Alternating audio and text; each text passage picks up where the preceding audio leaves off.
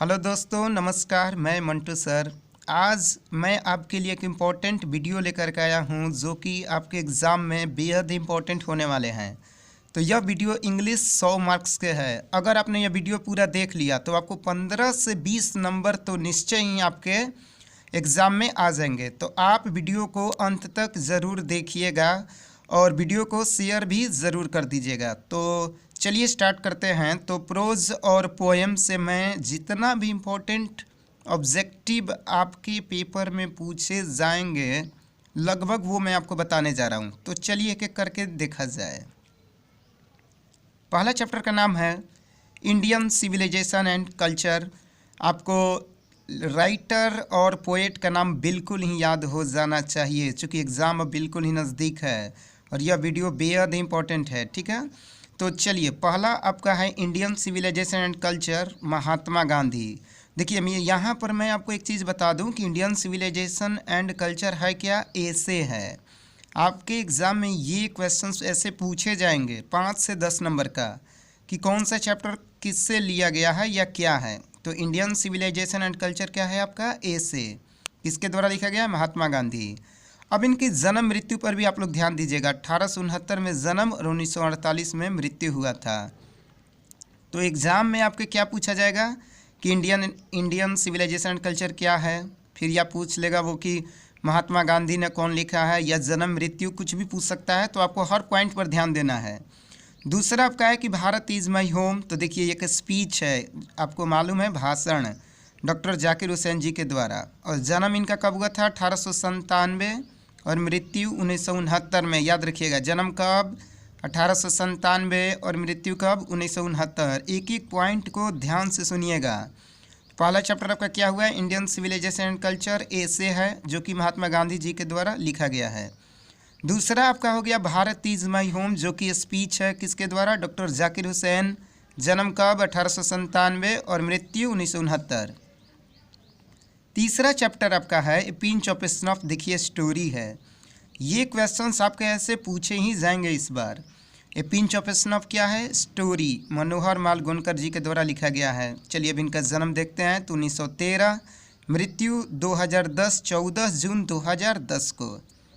चौथा चैप्टर का आपका नाम है आई हैव ए ड्रीम, जो कि मार्टिन लूथर किंग जी के द्वारा लिखा गया है। और ये क्या है, स्पीच है।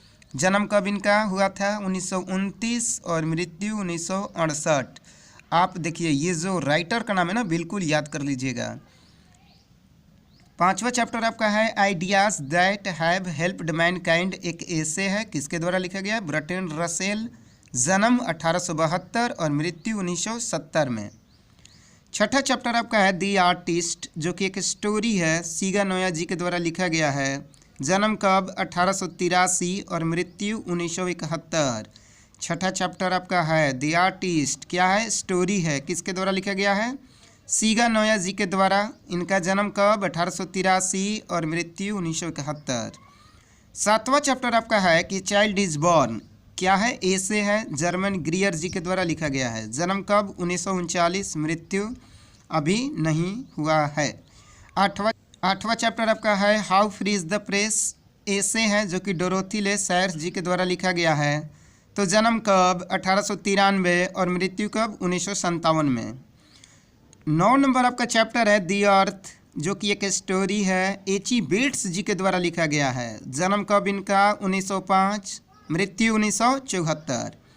10वां चैप्टर आपका है कि इंडिया थ्रू ट्रैवलर्स आई। ये भी एक ऐसे है जो कि पॉल्स बक जी के द्वारा लिखा गया है। जन्म कब, 1892 और मृत्यु 1973। देखिए जन्म मृत्यु भी आपके पेपर में इस बार तो पूछे ही जाएंगे, तो ध्यान दीजिएगा। 11वां चैप्टर है मैरिज प्रपोजल, जो कि एक कॉमेडी है, किसके द्वारा, एंटोन चेखोव जी के द्वारा लिखा गया है। जन्म कब, 1860 और मृत्यु इनका 1904।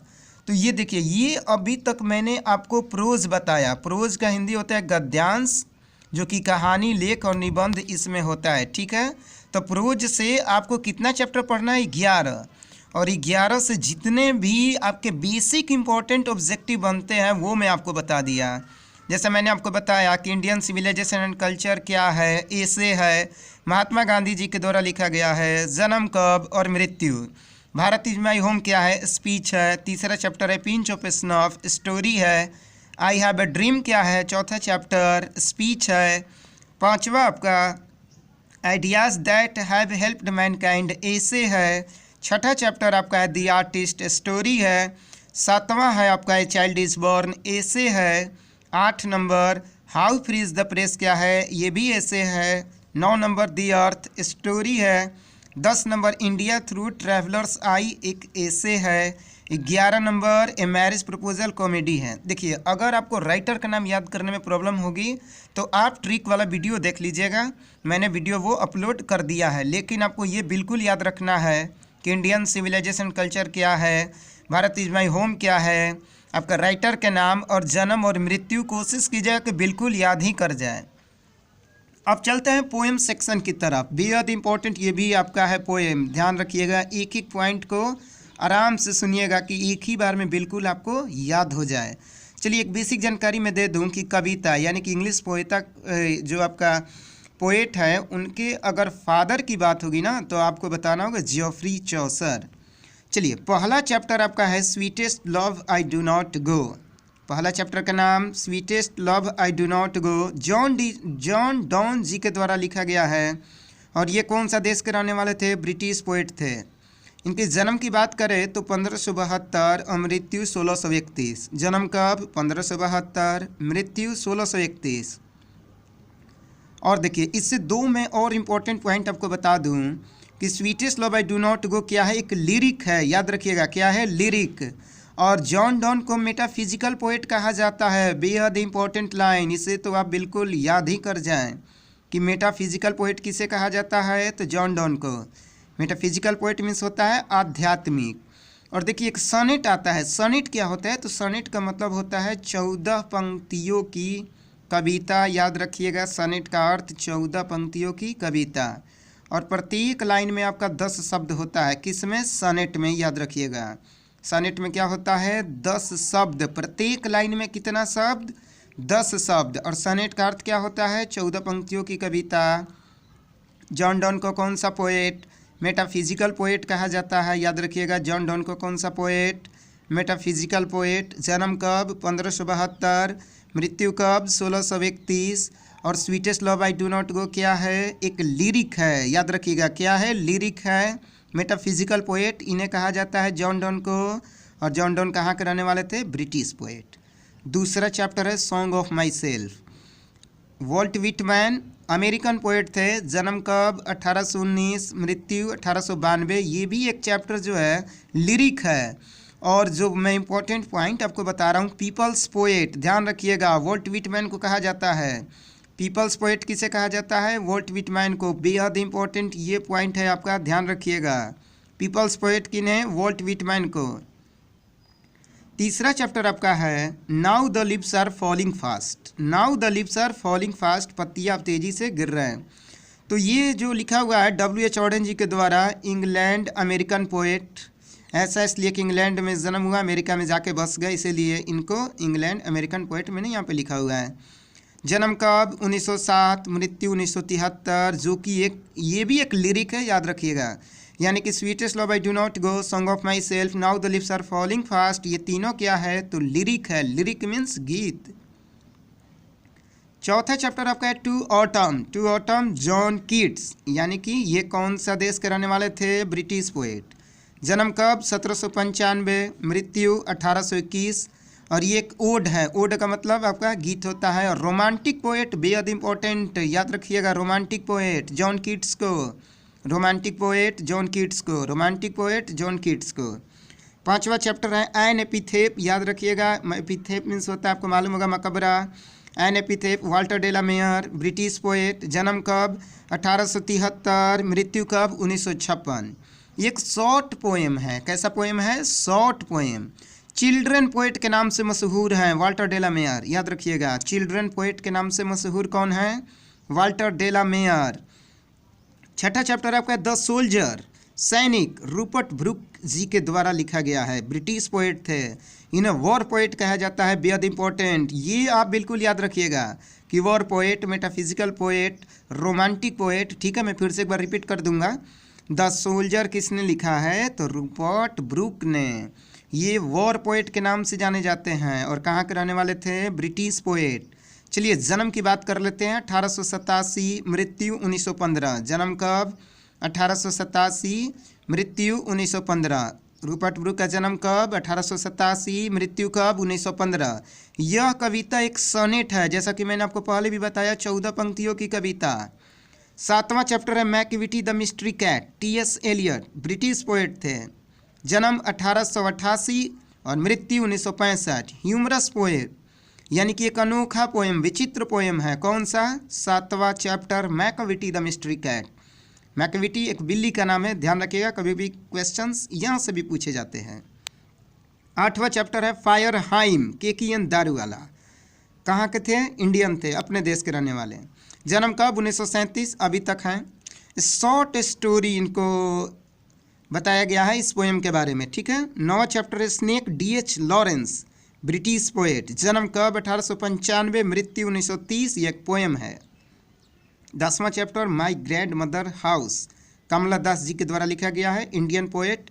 जन्म कब? 1934, मृत्यु 2009। यह एक लिरिक है। तो चलिए फिर से एक बार बात कर लिया जाए पोएम की। आपको मैं इंपॉर्टेंट पॉइंट बता रहा हूँ। देखिए, sweetest love I do not go, John don, British poet, 1572, 1631। 1572 में जन्म, 1631 में मृत्यु। मेटाफिजिकल पोएट, याद रखिएगा, मैं बार बार कह रहा हूँ, ऐसे तो इंपॉर्टेंट सबका सब है, लेकिन मेटाफिजिकल पोएट पूछेगा sweetest love I do not go से John Donne. Song of myself, देखिए यहाँ पर पीपल्स पोएट पूछेगा तो वॉल्ट विटमैन। पीपल्स पोएट पूछेगा वॉल्ट विटमैन। पूछेगा आपको रोमांटिक पोएट, तो जवाब आपका होना चाहिए John Keats. Romantic poet John Keats, romantic poet John Keats. फिर पूछेगा आपको चिल्ड्रन पोएट के नाम से कौन मशहूर है? तो Walter de la Mare. Children poet Walter de la Mare. ये सब पॉइंट्स बिल्कुल रट के जाना है आपको। Children poet Walter de la Mare, children poet Walter de la mayor.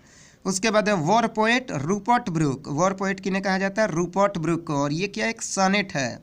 Sonnet भी एग्जाम में पूछा जा सकता है आपके 2 नंबर के क्वेश्चन में कि what is the meaning of sonnet. तो याद रखिएगा कि सोनेट जो होता है 14 पंक्तियों की कविता होता है।